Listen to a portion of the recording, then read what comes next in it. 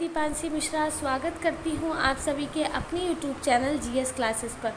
तो जैसा कि आप सभी को पता है कि हमने यूनिट फर्स्ट के अंदर जो यूनिट फर्स्ट में हमने लेक्चर नंबर फर्स्ट कल कवर किया था, उसके अंदर कुछ टॉपिक्स थे। साइंटिस्ट के बारे में हमने पढ़ा था और कुछ इंट्रोडक्शन था वैदिक एरा के बारे में, और कुछ तो हमने इन चीज़ों को बहुत अच्छे से पढ़ा था। और अब हम आज पढ़ने वाले हैं लेक्चर नंबर 2 में, और हो सका तो आज हम यूनिट फर्स्ट कवर कर लेंगे पूरी। तो आज हम पढ़ने वाले हैं माइक्रोस्कोपी फेज कंट्रास्ट के बारे में। माइक्रोस्कोपी मतलब यहाँ पर बात है माइक्रोस्कोप यानी कि सूक्ष्मदर्शी की बात की जा रही है। तो यहाँ पर हम क्या देखते हैं, चलिए माइक्रोस्कोपी फेज कंट्रास्ट की बात की जा रही है, यानी कि लाइट माइक्रोस्कोप की बात की जा रही है, प्रकाश सूक्ष्मदर्शी की। तो इसमें प्रिंसिपल क्या दे रखा है, विजिबल लाइट। ये कैसा होता है, ये दृश्य प्रकाश होता है। विजिबल का मतलब होता है जो हमें विजिबल है, जो हम देख सकते हैं। तो ये दृश्य प्रकाश है जो कि कांच के लेंसों के अपवर्तन के सिद्धांत पर काम करता है। यानी कि जो कांच के लेंस होते हैं उसमें जो अपवर्तन का सिद्धांत होता है उस पर काम करता है। कौन? Microscopy phase contrast. इसका काम क्या होता है, मतलब इसका प्रिंसिपल यही है कि ये जो दृश्य प्रकाश कांच के लेंस के अपवर्तन सिद्धांत पर ये काम करता है। और वर्किंग क्या है कि प्रकाश स्रोत से जो किरणें हैं, जो स्पेसिमेन है, उससे गुजरती हैं। ऑब्जेक्टिव लेंस और आई पीस लेंस मिलकर प्रतिबिंब को 1000 एक्स से 1500 एक्स तक मैग्नीफाई करती हैं। देखो हमने भी यहाँ पर वो नहीं लगाया, अगर हो सका तो मैं आपको अलग से एक माइक्रोस्कोप के पार्ट के बारे में वीडियो बनाकर बता दूँगी।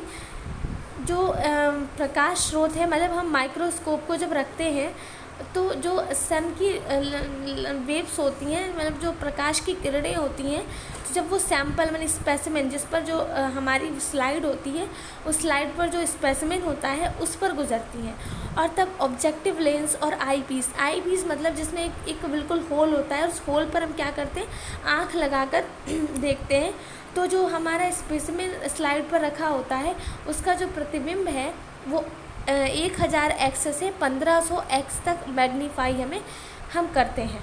आपको इतनी बात क्लियर हो गई होगी। अगर इसके हम लिमिटेशंस की बात करें तो इसका रेजोल्यूशन कम होता है। इसका जो रेजोल्यूशन है वो कैसा होता है, वो कम होता है। इसका रेजोल्यूशन कम होता है, जिसे जीवित कोशिकाओं में आंतरिक स्पष्ट नहीं दिखते।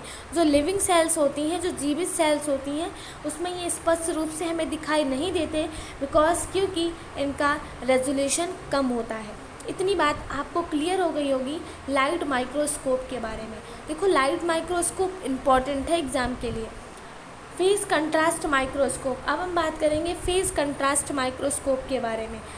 तो इसकी खोज जो है, फेज कंट्रास्ट माइक्रोस्कोप की जो खोज है वो किसने की थी, वो फ्रिटिस जैंकरी ने की थी। किसने की थी? फ्रिटिस जैंकरी ने की थी, जिसके लिए उन्हें किसी नोबेल पुरस्कार से सम्मानित भी किया गया था। और इनका प्रिंसिपल क्या है कि ये प्रकाश तरंगों के फेज शिफ्ट कला विस्थापन और इंटरफेरेंस यानी वृत्तीकरण के सिद्धांत पर कार्य करता है। जब प्रकाश जीवित कोशिका के घने अंगों जैसे कि केंद्रक से गुजरता है तो उसकी गति कैसी हो जाती है, धीमी हो जाती है। अगर हम इसके एडवांटेज की बात करें तो इसका सबसे बड़ा एडवांटेज क्या है, इसके द्वारा जीवित और बिना रंग वाले, यानी कि जो बिना रंग वाले हैं लेकिन जीवित हैं, वो सेल्स को हम लाइव देख सकते हैं। कोशिका की जैविक क्रियाएं जैसे कि सेल डिवीज़न हो गया, इसमें हम स्पष्ट रूप से दिखाई देती हैं। जब छोटे छोटे वायरस या सेल ऑर्गेनेल्स को देखना इलेक्ट्रॉन माइक्रोस्कोप का उपयोग करते हैं। देखो हमारे हाथ में बैक्टीरिया है, क्या इतनी वो बैक्टीरिया सूक्ष्म है कि हम उनको अपनी आँखों से नहीं देख पाते, लेकिन अगर हम माइक्रोस्कोप के थ्रू देखें तो हम उन्हें देख सकते हैं। वैसे ही बहुत छोटे छोटे वायरस या फिर सेल ऑर्गेनेल्स हैं, उनको हम बिना माइक्रोस्कोप के नहीं देख सकते, तो इलेक्ट्रॉन माइक्रोस्कोप का यूज़ करके ही हमें उनको देख पाते हैं। तो आई होप आपको इतनी बात क्लियर हुई होगी। अब हम आगे बढ़ते हैं स्कैनिंग इलेक्ट्रॉन माइक्रोस्कोप। बेटा स्कैनिंग इलेक्ट्रॉन माइक्रोस्कोप को हम SEM भी बोलते हैं। SEM का मतलब यहाँ पर S से स्कैनिंग, E से इलेक्ट्रॉन, M से माइक्रोस्कोप। तो हम क्या देख रहे हैं, स्कैनिंग इलेक्ट्रॉन माइक्रोस्कोप के बारे में देख रहे हैं। स्कैनिंग इलेक्ट्रॉन माइक्रोस्कोप के बारे में देख रहे हैं। जब प्रकाश की जगह इलेक्ट्रॉन बीम को सैंपल की सतह पर डालती है तो जिस सतह से टकराकर इलेक्ट्रॉन उत्सर्जित करता है उसे डिटेक्टर के द्वारा स्क्रीन पर फोकस किया जाता है।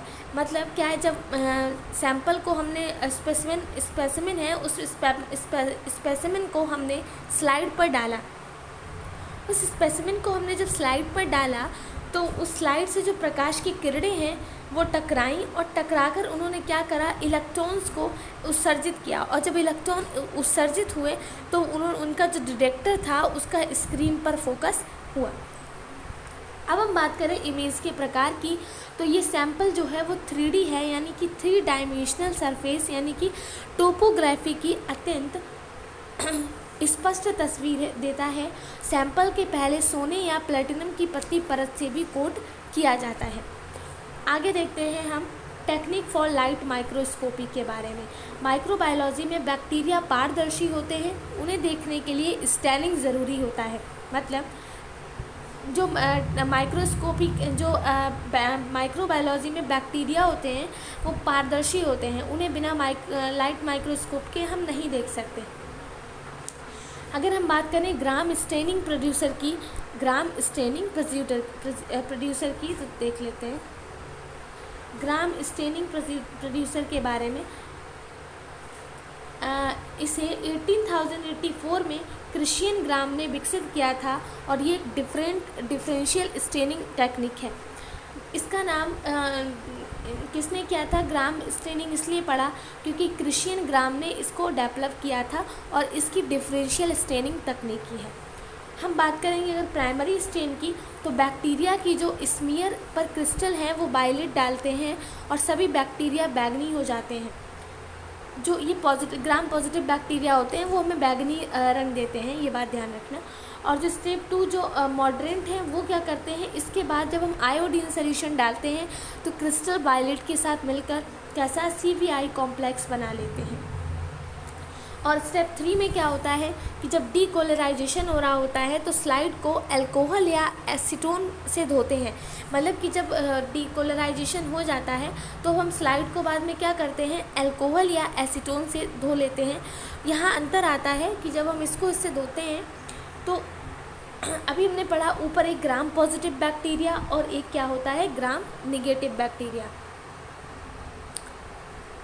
ग्राम पॉजिटिव बैक्टीरिया और ग्राम निगेटिव बैक्टीरिया। तो ग्राम जो पॉजिटिव बैक्टीरिया है इनकी सेल वॉल कैसी होती है, इनकी सेल वॉल मोटी होती है जो कि किसकी बनी हुई होती है, पेप्टिडोग्लाइकेन की बनी होती है, इसीलिए इन्हें इनका रंग छूटता नहीं है और ये बैंगनी रहते हैं। और जो ग्राम निगेटिव बैक्टीरिया है इनकी सेल वॉल जो बहुत ही थिन होती है और जो कि लिपिड की बनी हुई होती है, अल्कोहल से लिपिड घुल जाता है और रंग बाहर निकल जाता है, इसीलिए ये कलरलेस रंगहीन हो जाते हैं। तो ग्राम निगेटिव बैक्टीरिया की जो सेल वॉल है बहुत ही पतली, थिन एंड फ्लेक्सिबल होती है और ये किससे मेड अप ऑफ लिपिड, ये लिपिड से बनी हुई होती है। तो अल्कोहल जब है वो लिपिड्स में क्या हो जाता है, डिज़ोल्व हो जाता है और जो कलर है वो बाहर निकल जाता है, इसीलिए ये रंगहीन हो जाते हैं। अब हम बात करें अगर काउंटर स्टेन की, अंत में जब सैफ्रानीन जो है वो क्या करते हैं, जब किसी भी स्पेसिमेन में कलर नहीं होता है तब हम उसमें क्या मिलाते हैं, सैफ्रानीन डालते हैं, जिससे उसमें पिंक कलर का रंग आ जाता है। तो रिज़ल्ट क्या है कि ग्राम पॉजिटिव बैक्टीरिया में पर्पल और ग्राम निगेटिव बैक्टीरिया में पिंक या फिर रेड दिखाई देता है। उसमें तो बैंगनी होता ही है, लेकिन इसमें जब कलर लेस होते हैं तो हम सैफ्रानीन मिलाते हैं, इसकी वजह से ये पिंक या फिर रेड कलर हो जाता है। इतनी बात आपको क्लियर हुई होगी। अब हम आगे देखते हैं स्लाइड 6 में देखा कि कॉमन माइक्रोबायोलॉजी क्या दे रखा है, common microbiology laboratory equipment part first में। तो हमने कहा था आपसे कि कल हमें ऑटोक्लेव के बारे में, हॉट एयर ओवन के बारे में ये सब पढ़ना पड़ेगा। तो अब हम पढ़ने वाले हैं ऑटोक्लेव के बारे में। तो हम आपको बता दें कि ऑटोक्लेव एक ऐसा इंस्ट्रूमेंट है जो कि मॉइस्ट हीट प्रोड्यूसर है। ये क्या करता है कि जो मॉइस्ट हीट अंडर प्रेशर का मतलब है कि जो दबाव युक्त नम ऊष्मा होती है उसके सिद्धांत पर काम करता है। ये आपका एग्ज़ाम के लिए बहुत इम्पॉर्टेंट है, ये आपके शॉर्ट में या वेरी शॉर्ट में पूछा जा सकता है क्वेश्चन। बिल्कुल घरेलू प्रेशर कुकर की तरह काम करता है। ऊंचे दबाव पर पानी का क्वथनांक यानी कि बॉइलिंग पॉइंट 100 डिग्री सेल्सियस से बढ़कर 121 डिग्री सेल्सियस हो जाता है। अगर हम इसकी स्टैंडर्ड कंडीशन की बात करें तो 121 डिग्री सेल्सियस टेम्परेचर पर 15 पाउंड प्रेशर और 15 से 20 मिनट का समय लगता है। और इस परिस्थिति में बैक्टीरिया में सबसे एंडोस्पोर्स भी नष्ट हो जाते हैं, मतलब अंदर ही इसकी प्रोसेस होती है तो इतनी ज़्यादा भाप बनती है तो जितने भी प्रतिरोधी बैक्टीरिया एंडोस्पोर्स होते हैं वो कैसे हो जाते हैं, वो नष्ट हो जाते हैं। और कल्चर मीडिया में रबर कॉर्क और सर्जरी के इंस्ट्रूमेंट को स्टेलाइज करने में भी इसका यूज़ किया जाता है। तो आपको ऑटोक्लेव क्लियर हो गया होगा। आगे देखते हैं hot air oven. Hot air oven क्या होता है, हॉट एयर ओवन के बारे में देख लेते हैं। हॉट एयर ओवन शुष्क ऊष्मा विसंक्रमण है, मतलब इसके अगर प्रिंसिपल की हम बात करें तो ये ड्राई हीट है। जो हॉट एयर ओवन है ये एक शुष्क ऊष्मा है, इस सिद्धांत पर कार्य करता है। इसमें हवा को बिजली के हीटर के द्वारा गर्म किया जाता है। हम लोग के घर में ओवन होते हैं ना, तो उसकी ही बात की जा रही है हॉट एयर ओवन की। इसमें जो हवा है उसको लाइट के थ्रू हीटर में कन्वर्ट कर दिया जाता है, क्योंकि इसमें नमी नहीं होती है, इसीलिए स्टेलाइजेशन के लिए हमें अधिक टेम्परेचर की रिक्वायरमेंट होती है। अगर हम स्टैंडर्ड कंडीशन की बात करें तो 160 डिग्री सेल्सियस पर 2 घंटे या 180 डिग्री सेल्सियस पर 1 घंटा लगता है। इसका उपयोग केवल हम जब जो हॉट एयर ओवन यानी कि जो ओवन होता है इसमें केवल हम कांच के बर्तनों का यूज़ कर सकते हैं, जैसे पेट्री डिश हो गया, पिपेट हो गया, टेस्ट ट्यूब हो गया। और धातु के उपकरणों को स्टेलाइज करने के लिए लिक्विड मीडिया नहीं रख सकते, क्योंकि ये उबलकर सूख जाएगा, इसलिए ये बात आपको ध्यान रखनी है। आगे देखते हैं कि कॉमन लेबोरेटरी इक्विपमेंट क्या है। तो लैमिनार एयर फ्लो, ये एक इसके देख लेते हैं लैमिनार एयर फ्लो के बारे में। तो ये हीपा फिल्टर यानी कि high efficiency particulate air filter के सिद्धांत पर कार्य करता है। ये फ़िल्टर हवा में मौजूद 0.3 माइक्रोन, अब देखो पर माइक्रोन की बात हो रही तो बहुत छोटा, 0.3 माइक्रोन में सबसे बड़े 99.97% जो मॉलिक्यूल होते हैं वो धूल या फिर बैक्टीरिया को छान देते हैं। तो हवा का एक समान गति यानी कि लीनियर वेलोसिटी से बहती है, जिसे हम वहमर यानी कि टर्बुलेंस नहीं बनता इसका। अब हम यूवी लाइट के उपयोग की बात करें तो जो काम है वो शुरू करने से पहले वर्क स्टेशन के भीतर यानी कि यूवी अल्ट्रावायलेट लाइट को 15 से 20 मिनट के लिए ऑन किया जाता है, ताकि सतह पर मौजूद सभी सूक्ष्म जीव मर जाएं। और काम करते समय यूवी लाइट बंद रखनी चाहिए। तो बिना किसी बाहरी इन्फेक्शन की बैक्टीरिया का हमें इनक्यूलेशन ट्रांसफ़र करने के लिए इसका यूज़ किया जाता है। आगे देख लेते हैं हम, अभी हमारा कितना बचा है, अभी थोड़ा बचा है 1-2 टॉपिक। हम अगर बात कर लें सेंट्रीफ्यूज की, किसकी बात करें हम बात कर लेते हैं कॉमन लेटेरियल फ्लूइड की बात कर ली। अब हम बात करते हैं सेंट्रीफ्यूज की। तो सेंट्रीफ्यूज क्या होता है कि जब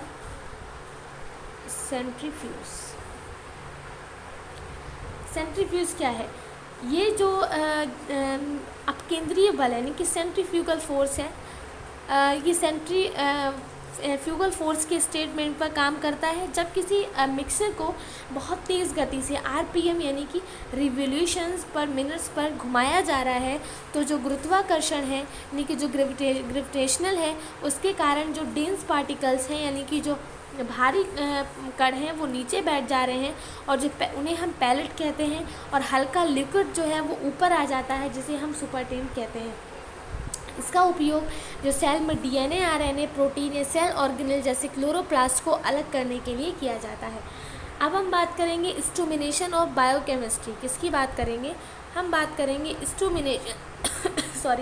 इंस्ट्रूमेंटेशन ऑफ बायोटेक्नोलॉजी मेथड की, कैलोरीमेट्री और स्पेक्ट्रोमेट्री के बारे में। तो इसमें प्रिंसिपल क्या दे रखा है कि जो ये टेक्निक है वो वीर लैम्बर्ट्स लॉ पर बेस्ड है। इस लॉ के अकॉर्डिंग जब प्रकाश किसी रंगीन घोल से गुजर रहा है तो घोल के द्वारा अवशोषित प्रकाश की मात्रा जो है वो उस घोल की सांद्रता यानी कि कंसंट्रेशन के सीधे समानुपाती होती है। और कैलोरीमीटर केवल विजिबल लाइट क्षेत्र में काम करता है, जबकि स्पेक्ट्रोमीटर जो है वो विजिबल लाइट के साथ यूवी और जो वेवलेंथ पर भी काम कर सकता है। इसका यूज़ जब घोल में मौजूद प्रोटीन और न्यूक्लिक एसिड पिगमेंट जैसे कि क्लोरोफिल के को सटीक मात्रा में ज्ञात करने के लिए इसका यूज़ किया जाता है।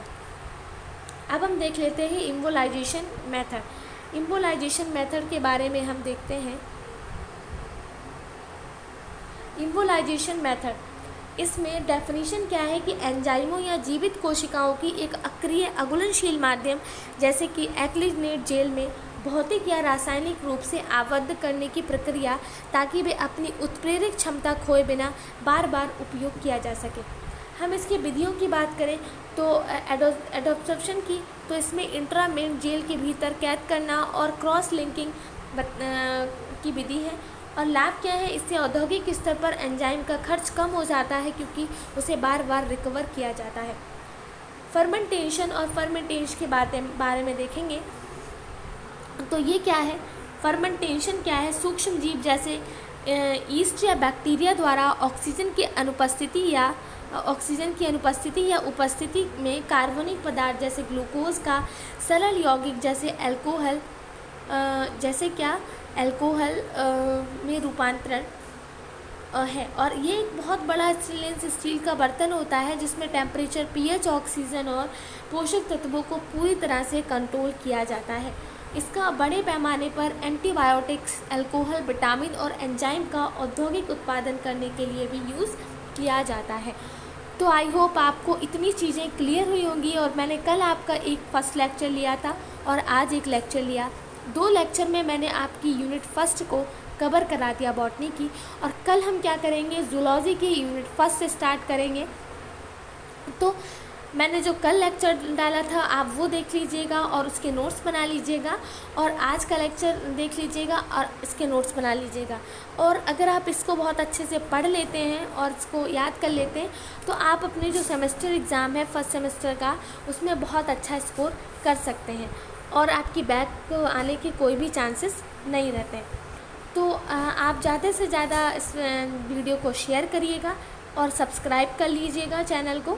आपको डेली क्लासेस मिलती रहेंगी। जब आपका पूरा फर्स्ट सेमेस्टर का सिलेबस बॉटनी एंड जूलॉजी का मैं कंप्लीट 8 यूनिट है पूरी कंप्लीट करा दूंगी, और उसके बाद जितने भी मोस्ट इम्पॉर्टेंट क्वेश्चंस हैं, MCQs हैं, वो भी मैं उसकी भी अलग से वीडियो बना दूंगी जो मुझे इम्पॉर्टेंट क्वेश्चन लगेंगे PYQs। लेकिन आपको इस वीडियो को ज़्यादा से ज़्यादा शेयर करना है। आपके जो स्कूल के कॉलेजेस के ग्रुप हों आप उनमें शेयर कर सकते हैं वीडियो को, और लाइक कर सकते हैं, कमेंट करके बता सकते हैं कि आपको क्लास कैसी लगी। तो तब तक के लिए यही रखते हैं और कल स्टार्ट करते हैं जूलॉजी की यूनिट फर्स्ट। तब तक के लिए थैंक यू सो मच।